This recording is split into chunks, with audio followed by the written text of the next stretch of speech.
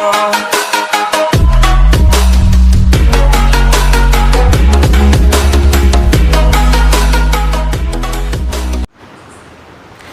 Morning everyone, आप सभी का स्वागत है आपके अपने यूट्यूब चैनल एजुमीट पर। जैसा कि आप सभी को पता है, हर रोज़ सुबह 10 बजे आपको मैथ्स के कुछ सिंपल क्वेश्चंस करवाए जाते हैं जो आपके 6th से 10th क्लास के लिए हेल्पफुल हैं।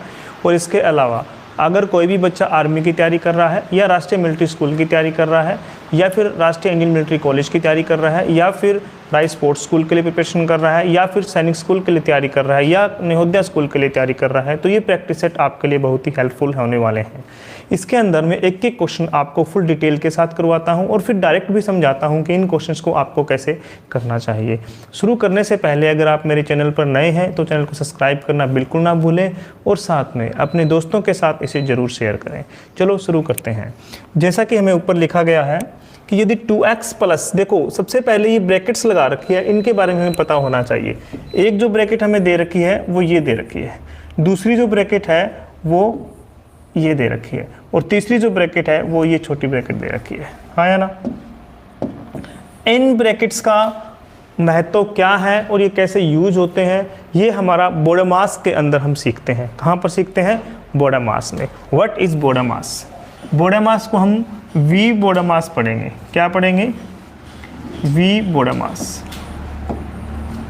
ध्यान से समझनी है एक एक चीज, सारी चीजें हमारे काम की है। वी का मतलब होता है वेनिकुलम। वे का मतलब क्या होता है? वेनिकुलम।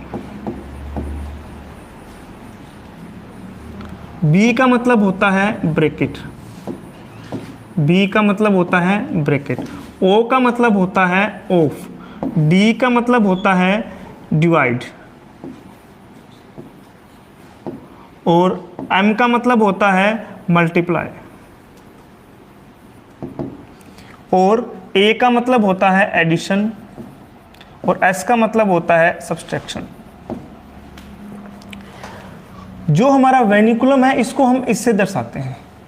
कल इवनिंग में जो आपकी क्लास लग रही थी उसके अंदर भी मैंने आपको ये बार के बारे में समझाया था। बार के दो मतलब होते हैं, एक तो जब बोडोमास या ब्रैकेट के अंदर बार को यूज किया जाता है और दूसरा जब उसे एक फ्रैक्शन के अंदर यूज किया जाता है। मान लीजिए मैंने यहाँ पर लिख दिया कि 0.6 के ऊपर बार, इसका मतलब ये होता है 0.6666 ऐसे ये चलता जाएगा। ठीक है, और ये वेनिकुलम का मतलब है, जैसे मैंने लिखा 2 प्लस 4 माइनस 3, अगर मैंने ऐसे लिख दिया तो इसका आंसर क्या आएगा? 4 और 2 6 में से 3 गए, 3 आएगा ना। लेकिन अगर मैं इसको 2 प्लस 4 माइनस 3 इसके ऊपर ये लगा देता हूँ, ठीक है, थोड़ा सा चेंज करना पड़ेगा सवाल को, इससे फर्क पड़ नहीं रहा है। मान लो यहाँ पर हमने माइनस का साइन लिया, यहाँ पर हमने किसका साइन लिया? माइनस का साइन लिया। एक तो मान लो हमें ये क्वेश्चन दिया हुआ है तो इसका मतलब हुआ 4 और 3 7 में से 2 गए, माइनस का 5 हमारे पास आंसर आ गया। क्या आ गया? माइनस का 5। लेकिन अगर मैं इसके ऊपर ये लगा देता हूँ तो इससे फर्क क्या पड़ जाएगा? पहले इसको सोल्व करना पड़ेगा हमें। तो 4 माइनस 3 कितना होता है? 1। तो 2 माइनस 1 कितना आ जाएगा? 1। देखो कहाँ ये आ रहा था, कहाँ इसको लगाते ही हमारा आंसर ये हो गया। मीन्स वेनिकुलम कुछ और नहीं, ये वो ब्रैकेट है जो हमारी छोटी ब्रैकेट से भी पहले सोल्व की जाती है। ठीक है, जैसे कि ये क्वेश्चन को हम ध्यान से देख पा रहे हैं। अब बात करते हैं नेक्स्ट ब्रैकेट की। ब्रैकेट में सबसे पहले स्मॉल ब्रैकेट आती है, फिर हमारे पास मध्यम ब्रैकेट आती है, उसके बाद में हमारे पास बड़ी ब्रैकेट आती है। कौन सी ब्रैकेट आती है? बड़ी ब्रैकेट आती है। इसके बाद ऑफ। ऑफ का मतलब वैसे क्या होता है? मल्टीप्लाई होता है और हिंदी में इसको हम का, के और की भी बोलते हैं। मतलब इसका कुछ नहीं, यही मल्टीप्लाई होता है। डिवाइड का मतलब हमारा क्या होता है? डिवाइड। और मल्टीप्लाई का मतलब पता ही है, मल्टीप्लाई। और एडिशन का मतलब ये, और सब्सट्रैक्शन का मतलब ये जो वी बोडोमास एक वर्ड है, इसके अंदर जैसा जैसा हमें पैटर्न दिया हुआ है वैसे की वैसे हमें इनको यूज करना होता है। ठीक है, तो ये आपको ध्यान रखना है, आपके ये काम की चीज है, आप इसको लिख सकते हो। वेरी गुड मुस्कान। मतलब हमें यहाँ पर मेन बात इस वेनिकुलम को समझना था। वेनिकुलम का मतलब क्या है कि इसके लगते ही देखो कितना फ़र्क पड़ जाता है। अब हमें फ़र्क समझना है कि यहाँ पर ये मल्टीप्लाई है, यहाँ पर डिवाइड है, यहाँ पर फिर मल्टीप्लाई है, तो इसमें क्या फ़र्क है? इसमें फ़र्क ये है कि जैसे इनका ऑर्डर है ये इसी के हिसाब से सोल्व होते हैं। एक एग्जांपल से हम बात को समझते हैं, आपको ज़्यादा अच्छे से समझ आएगी। जैसे मान लो मैंने लिखा 25 डिवाइड बाय में 5 ऑफ 5, या मैंने लिखा 25 डिवाइड बाय में 5 इंटू में 5। अगर ये दो क्वेश्चन हम देखते हैं तो यहाँ ऑफ का मतलब भी मल्टीप्लाई है, यहाँ मल्टीप्लाई का मतलब भी मल्टीप्लाई है, तो हम सोचेंगे कि एक ही जैसे दोनों क्वेश्चन हैं, लेकिन ऐसा नहीं है। जब हम इस पहले क्वेश्चन की बात करते हैं तो हमें पता है कि हमारे पैटर्न में पहले कौन आता है? ऑफ आता है, इसलिए पहले हम इसको सोल्व करेंगे और इसका मतलब मल्टीप्लाई होता है, दोनों की मल्टीप्लाई करेंगे, कितना आ जाएगा? 25 आ जाएगा। और जब मैं इस 25 को 25 से डिवाइड करूंगा तो हमारा आंसर कितना आ जाएगा? 1 आ जाएगा। लेकिन इस केस में अगर मैं देखता हूं तो इससे पहले ये सोल्व होता है, इसलिए 25 को अगर मैं 5 से डिवाइड करता हूं तो कितना आएगा? 5, और मल्टीप्लाई में हमें कितना दे रखा है? 5, तो हमारा जो आंसर है वो कितना आ जाएगा? 25 आ जाएगा। मतलब अगर आपको इन दोनों चीज़ों का भी अच्छी तरीके से नहीं पता है, या आपको इन दोनों चीज़ों का भी अच्छी तरह से नहीं पता है, तो पूरी संभावना है कि आपका क्वेश्चन क्या हो जाए? गलत हो जाए। इसलिए इस बात को ध्यान से रखना है। लेकिन अभी जिस क्वेश्चन को हम सोल्व करने वाले हैं, अगर उस क्वेश्चन को हम ध्यान से देखते हैं, तो इसके अंदर हमें सिंप्लीफिकेशन दे रखी है। मैथ्स हमें क्या कहता है कि आप पहले इन दोनों की मल्टीप्लाई करो, आप सबसे पहले इन दोनों की मल्टीप्लाई करो, फिर इन दोनों की मल्टीप्लाई करो, यहां से आपको एक क्वाड्रेटिक इक्वेशन मिलेगी, उसको सिंप्लीफाई करो, किसके लिए? x के लिए, फिर आपको यहां से कोई ना कोई आंसर मिल जाएगा। लेकिन कंपटीशन क्या कहता है? हमें तो कंपटीशन क्रैक करना है ना, तो कंपटीशन ये कहता है कि इसकी मल्टीप्लाई करोगे तो काफ़ी बड़ा रहेगा। आप सिंप्लीफाई कर लो इसको, कि पहले आप इसको 2 के लिए सिंप्लीफाई करो। अगर मैं यहाँ पे 2 लिखता हूँ तो 2 दूनी कितना आएगा? 4, और 4 और 2, तो इसमें 2 लिखता हूँ तो एक पूरा लिख के दिखा रहा हूँ, बाद में मैं सारे डायरेक्ट करके आपको दिखाऊंगा। यहाँ पे भी क्या आ जाएगा? 2 + 3, प्लस में कितना आ जाएगा? 8, इक्वल टू 2 इंटू में 2, प्लस में 1, इंटू में 2, प्लस में 5। ठीक है, 2 दूनी 4 और 2 6, इंटू में 3 और 2 5, प्लस में 8, 6 5 30 और 8 38 आंसर आ गया हमारा। इधर भी देखो, 2 दूनी 4 और 1 5, इंटू में 5 और 2 7, हमारा आंसर यहाँ पे 35 आ गया। मतलब ये आंसर नहीं है। फिर हम 3 को रखेंगे, किसको रखेंगे? 3 को। 3 दूनी 6 और 2 8, 3 और 3 6, और प्लस में 8, कितना आ गया? 56। इसमें रखो, यहाँ 3 को रखेंगे तो 3 दूनी 6 और 1 7, इंटू में 5 और 3 8, 8 7 जा 56, दोनों क्या आ गए? इक्वल आ गए। मतलब ये हमारा क्या हो गया? आंसर।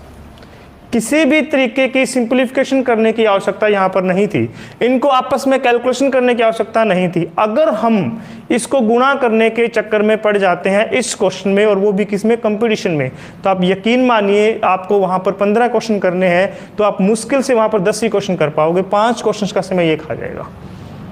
ठीक है ना, इसलिए हमें इस क्वेश्चन को इस तरीके से अप्रोच करना है। उम्मीद है ये बात आपको समझ आई होगी। नेक्स्ट क्वेश्चन की अगर मैं बात करता हूं तो देखो क्या लिखा हुआ है। कहता है कि 10 किलोमीटर में कितने मिलीमीटर होते हैं। तो हमें पता होना चाहिए कि 1 किलोमीटर में कितने मीटर होते हैं? 1000 मीटर होते हैं, और 1 मीटर में 1000 मिलीमीटर होते हैं। तो हम क्या लिखेंगे? सबसे पहले हम लिखेंगे कि 10 किलोमीटर में 1 2 3 4 मीटर होते हैं। अब 10,000 मीटर में 1000 से फिर गुणा कर देंगे, 1 2 3 4, इंटू में 1 2 3 मिलीमीटर होते हैं। ये देख लो कितने जीरो है? 1 2 3 4 5 6 7, 10 की पावर 7 मिलीमीटर हमारा क्या आ गया? आंसर। ठीक है, good morning to all of you. Third question को हम देखते हैं क्या हमें दे रखा है। थर्ड क्वेश्चन में हमें ये कह रहा है कि एक छात्र परीक्षा में 60 अंक प्राप्त करता है और 20 अंकों से फेल हो जाता है। यदि उत्तीर्ण अंक 40% हो तो कुल अंक कितने होंगे? सबसे पहले तो हमें ये पता होना चाहिए कि ये कहीं भी आ जाए तो इसका मतलब 1/100 होता है। देखो जैसे जैसे मैं आपको धीरे धीरे प्रैक्टिस सेट करवा रहा हूँ, मैं कुछ चीज़ें आपके अंदर डालने की कोशिश कर रहा हूँ। जैसे कि ये कहीं भी दिखा 1/100 लेके चलना है इसको। ये कहीं भी नहीं दिखा, ये कहीं भी नहीं दिखा तो इनटू में 100 कर दो, ये अपने आप आ जाएगा अगर कोई मांग ले ये तो। ठीक है, इसने हमें बोला कि एक छात्र, कुछ चीज़ें और बता देता हूँ, परसेंटेज की बात चले इसलिए, अगर मुझे किसी भी नंबर का 10% निकालना हो तो कोई भी नंबर दे रखा है, पीछे से एक छोड़ के डेसिमल लगा देंगे। मुझे किसी ने कहा 7 to 8 का 10% कितना, 7 to 8 का 10% कितना होगा, हम पीछे से एक छोड़ के सीधा डेसिमल लगा देंगे, ये होगा 728 का 10%। अगर कोई मुझसे बोल दे 5% निकालो कितना, तो जो भी 10% निकाला है उसको 2 से डिवाइड कर दो। जैसे इसका अगर कोई 5% पूछे तो इसको हम क्या कर देंगे, 2 से डिवाइड कर देंगे, ये 5% हो गया। कोई भी हमसे अगर 1% पूछ ले तो पीछे से 2 छोड़ के डेसिमल लगा दो। जैसे मान लो मुझसे कोई पूछ ले 7 to 8 का 1% कितना होता है, तो मैं क्या काम करूंगा, यहां से 1 छोड़ के डेसिमल लगा दूंगा, सिंपल। अगर मुझे 1% निकालना है, पीछे से 2 छोड़ कर डेसिमल लगाना है। 10% निकालना है, 1 छोड़ कर डेसिमल लगा दो। 5% निकालना है तो 10% का हाफ कितना होता है, 5% होता है। इस क्वेश्चन में कह रहा है एक छात्र परीक्षा में कितने अंक प्राप्त करता है, 60 नंबर आते हैं उसके। मान लो किसी बच्चे के 60 नंबर आए और वो फेल हो गया, कितने नंबरों से, 20 नंबर से। मतलब अगर उसके 20 नंबर और आते तो वो पास होता कि नहीं होता। इसका मतलब पासिंग मार्क्स टोटल कितने हैं हमारे पास, 80। अगर 20 नंबर आने से, 60 नंबर आने से अगर 20 नंबर कम रह जाते हैं तो 20 को जोड़ दो ना, कंप्लीट हो जाएंगे। तो अगर उसके 80 मार्क्स आते तो वो पास हो जाता। दूसरी लाइन बोल रहा है यदि उत्तीर्ण होने के लिए 40% अंक चाहिए। मैं तो कह रहा हूं 80 नंबर से बच्चा पास हो जाता है, और क्वेश्चन हमारा बोल रहा है कि 40% से पास होता है। क्वेश्चन क्या कह रहा है, 40% से पास होता है। तो 40% की वैल्यू हमें कितनी दे रखी है, 80 दे रखी है। 1% की वैल्यू निकालेंगे तो कितना आ जाएगा, 80 बटा में 40, और 100% की वैल्यू निकालेंगे तो कितना आ जाएगा, इनटू में 100। 40 दूनी 80, टोटल आंसर कितना आ गया हमारा, 200। तो 200 विल बी द आंसर। उम्मीद है आपको ये बात समझ आई होगी, ठीक है ना। अगले सवाल की बात करते हैं। अगला सवाल क्या कह रहा है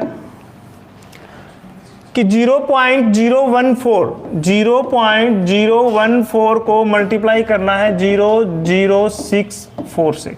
सबसे पहले देखो डेसिमल के बाद कितने डिजिट हैं, डेसिमल के बाद यहाँ पर 3 डिजिट हैं, और यहाँ पर डेसिमल के बाद कितने डिजिट हैं, 4 डिजिट हैं, और 4 और 3 कितने होते हैं, 7। तो सबसे पहले देखो डेसिमल के बाद 7 कितने ऑप्शन में आ रहा है। जैसे यहाँ पर देखा 1 2 3 4 5 6 7, 1 2 3 4 5 6, तो इसका तो आंसर होने का सवाल ही पैदा नहीं होता। ये क्या है 1 2 3 4 5, ये भी आंसर नहीं हो सकता। इधर क्या है 1 2 3, ये भी आंसर नहीं हो सकता।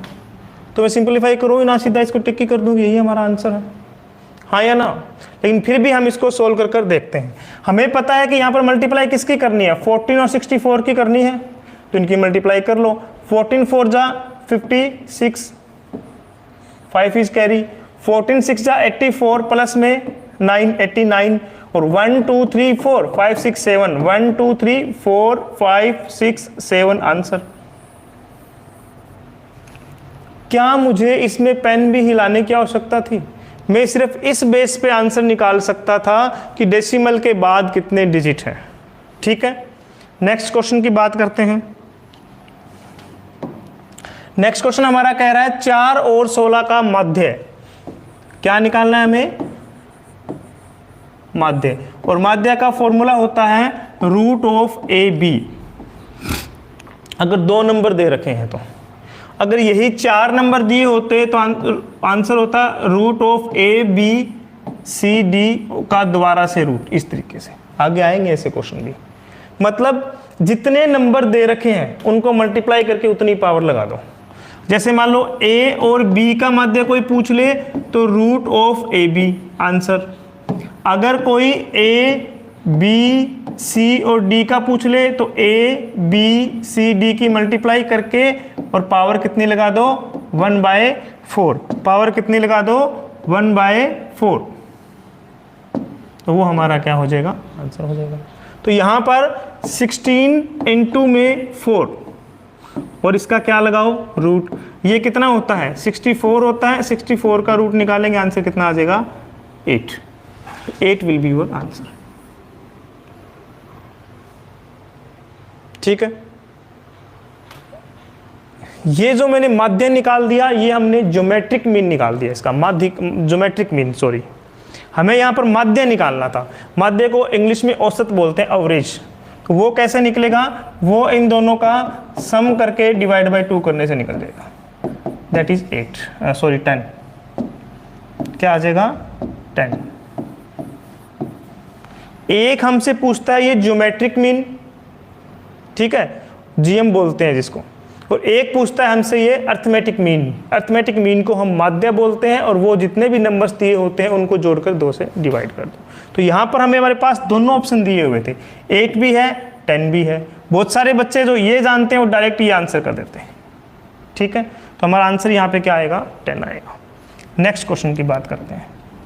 नेक्स्ट हमें कह रहा है द्विघातीय समीकरण x² - 4x - 12। बहुत अच्छा क्वेश्चन है। x² माइनस में 4x माइनस में 12 इक्वल टू 0। आज तक आप क्या करते आए हो, आप क्या करते हो कि इसकी ये जो दे रखा है यहाँ पर इतना तो आना चाहिए सम हमारे पास कितना आना चाहिए -4, और मल्टीप्लाई कितनी आनी चाहिए -12 इंटू में 1 दैट इज -12। ऐसे दो नंबर कौन है 6 और 2, तो हम क्या लिखेंगे इसको x² माइनस में 6x प्लस में 2x माइनस में 12 इक्वल टू 0। x कॉमन लेंगे तो क्या आएगा x माइनस में 6, अब माइनस का 2 कॉमन लेंगे प्लस का 2 कॉमन लेंगे तो क्या आएगा x माइनस में 6 इक्वल टू 0। तो x प्लस 2 और x माइनस 6 इसके दो फैक्टर बन गए। वैल्यूज करेंगे तो इनके साइन चेंज कर दो, बस x माइनस इक्वल 2 और x इक्वल टू 6। इस तरीके से आपको ये स्कूली लेवल में सिखाया जाता है। लेकिन हम किस तरीके से करेंगे, हम सिर्फ ये देखेंगे कि ये इसके फैक्टर्स बन रहे हैं, कौन सा माइनस का 6 और प्लस का 2, ये हमारे फैक्टर बन रहे हैं, हाँ या ना। फैक्टर पूछा है तो इनके साथ x लगा दो, ये फैक्टर्स आ गए। ऑप्शन में देख लो कहां पर दिया हुआ है, पहला ही दे रखा है। और सीधा अगर वैल्यू पूछा होता साइन चेंज कर देते, बस ये आंसर आ जाता।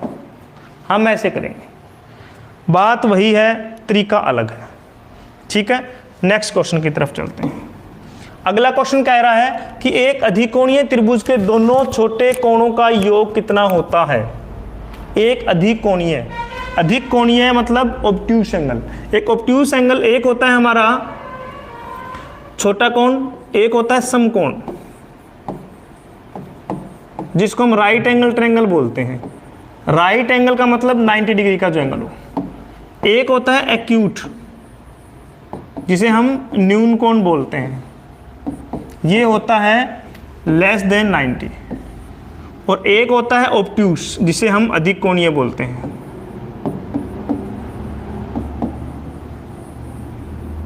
ये होता है ग्रेटर देन 90। ठीक है, कुछ बच्चों को इन साइंस का ही नहीं पता होता कहाँ कौन सा लगता है।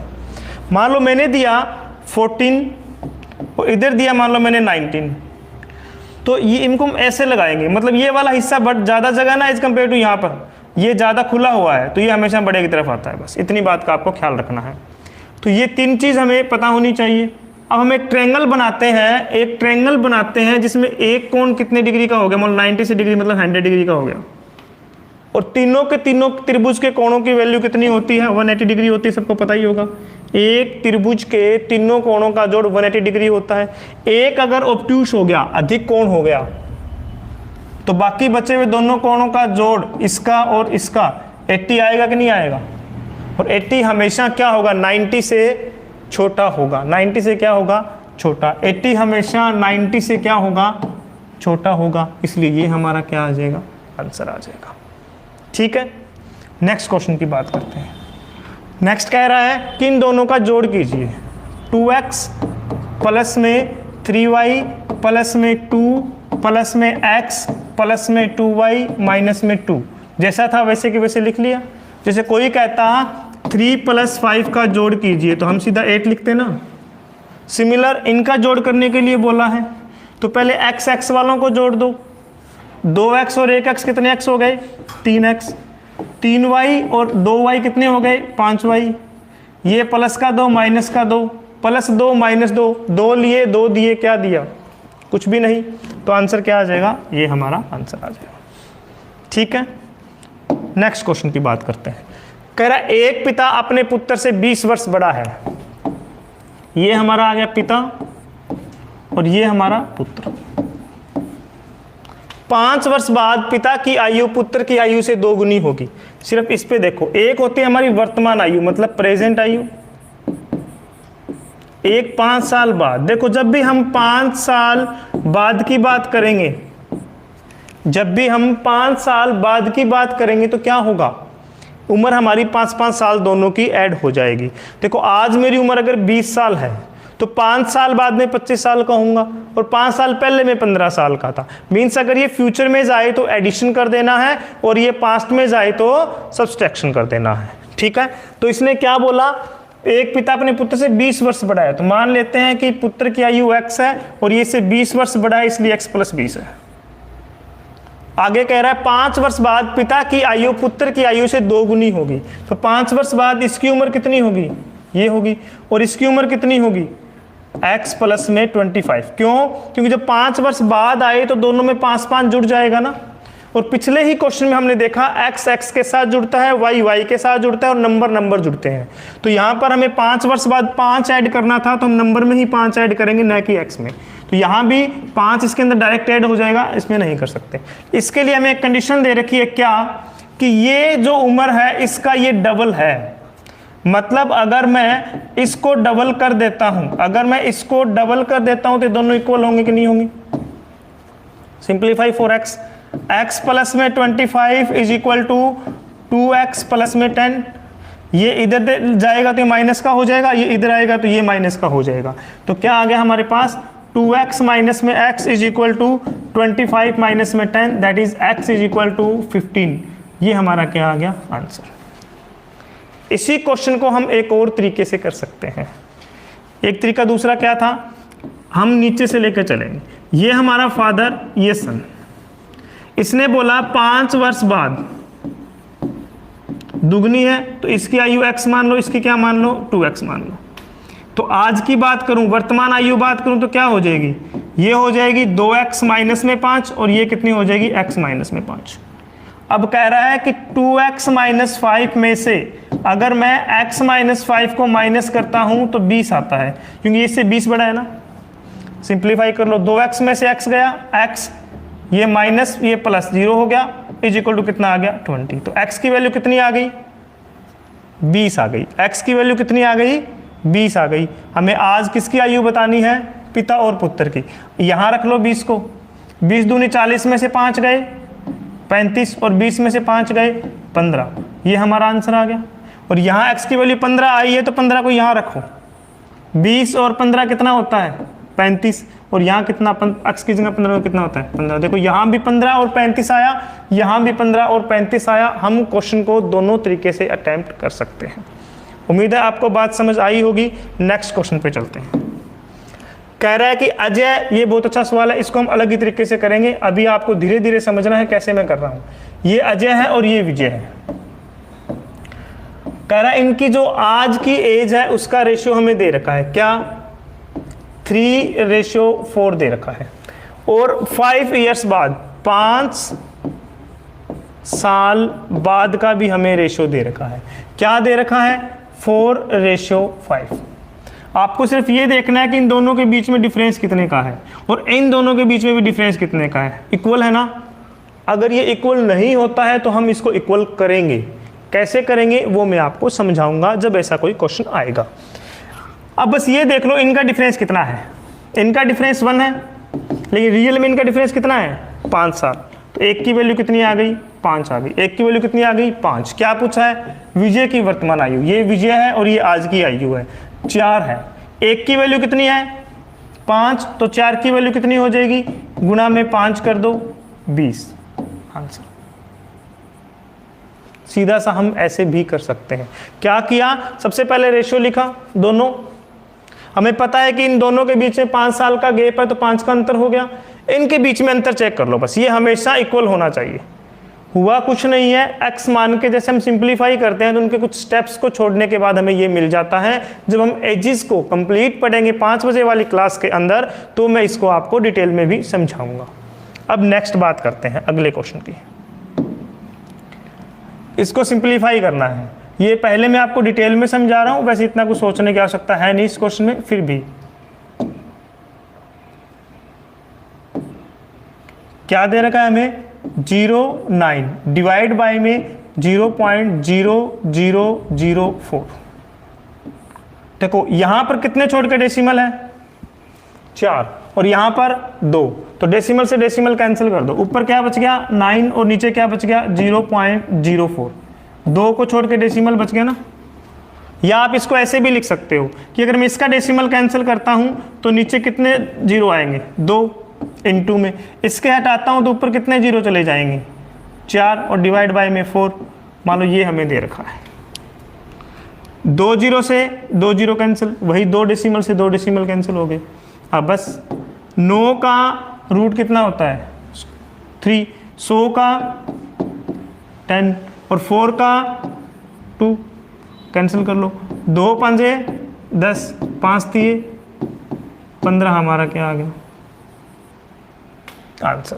लेकिन हमें जो क्वेश्चंस में ऑप्शन दे रखे हैं उसमें कहीं भी 15 नहीं दे रखा है, तो हम क्वेश्चन के अकॉर्डिंग भी इसको सोल्व कर सकते हैं। वैसे तरीका यही था सिंप्लीफाई करने का। अब हम देखते हैं हमारे सवाल के अकॉर्डिंग हम कैसे इसको सोल्व कर सकते हैं।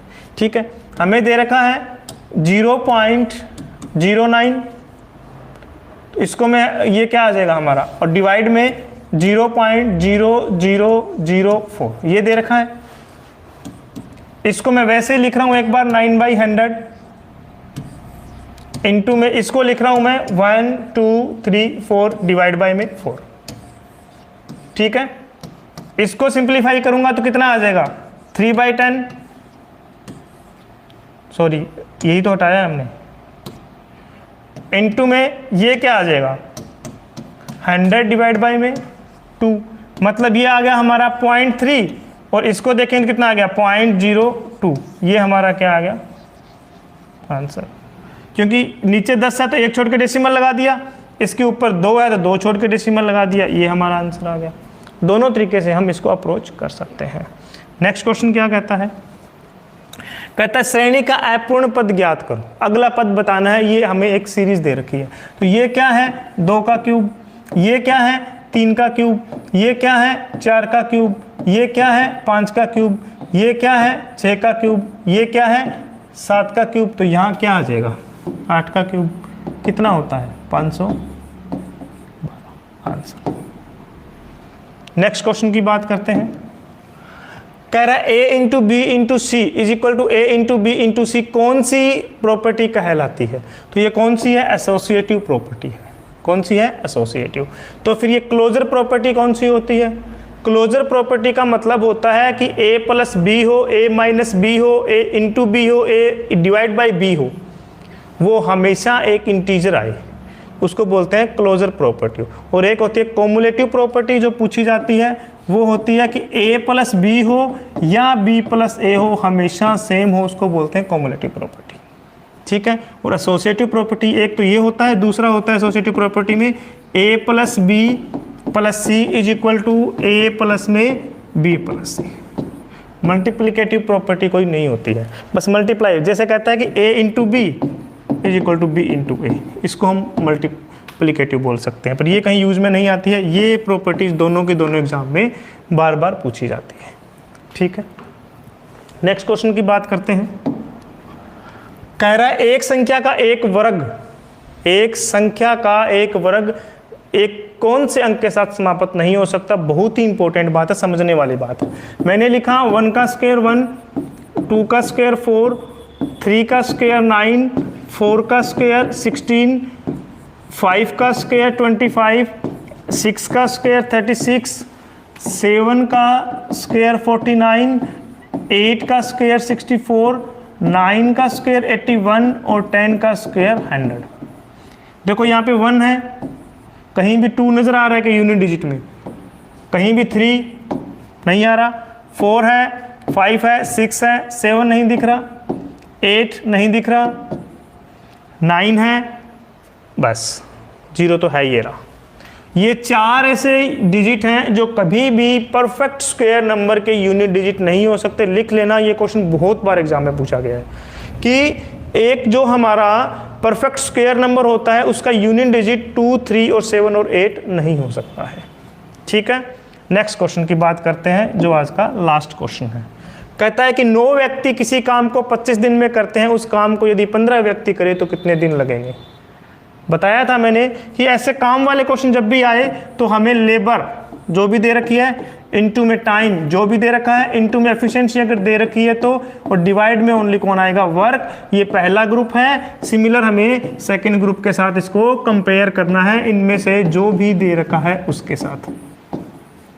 तो पहले में देखते हैं, तो कह रहा है 9 व्यक्ति लेबर हो गई, 25 दिन में काम करते हैं, समय हो गया, और कुछ दे ही नहीं रखा, ना एफिशिएंसी दे रखी ना काम दे रखा, is equal to second group में व्यक्ति दे रखे हैं, समय निकालने के लिए बोल रहा है। तो यहाँ से t की वैल्यू क्या आ जाएगी, 9 इंटू में 25 डिवाइड बाय में 5, 5 3 जा 15, 5 5 जा 25, 3 3 जा 9, तो 5 3 कितना आ गया 15 हमारा क्या आ गया आंसर। वैसे भी सोच सकते हैं 25 9 जा कितना होता है 25, तो इधर भी किससे मल्टीप्लाई करें कि ये 2 to 5 आ जाए, तो आपको पता होगा 15 का स्क्वायर होता है 2 to 5, तो ये हमारा क्या आ गया आंसर। ये हमारे 15 क्वेश्चन थे जो आपको अच्छी तरीके से कॉपी के अंदर हर रोज़ देख देख कर करने चाहिए। अगर हम ऐसे 50 प्रैक्टिस सेट कर लेते हैं तो आपको जो एंट्रेंस एग्ज़ाम है स्कूल्स के 6th क्लास के लिए उसमें कोई दिक्कत नहीं आएगी। Thank you so much.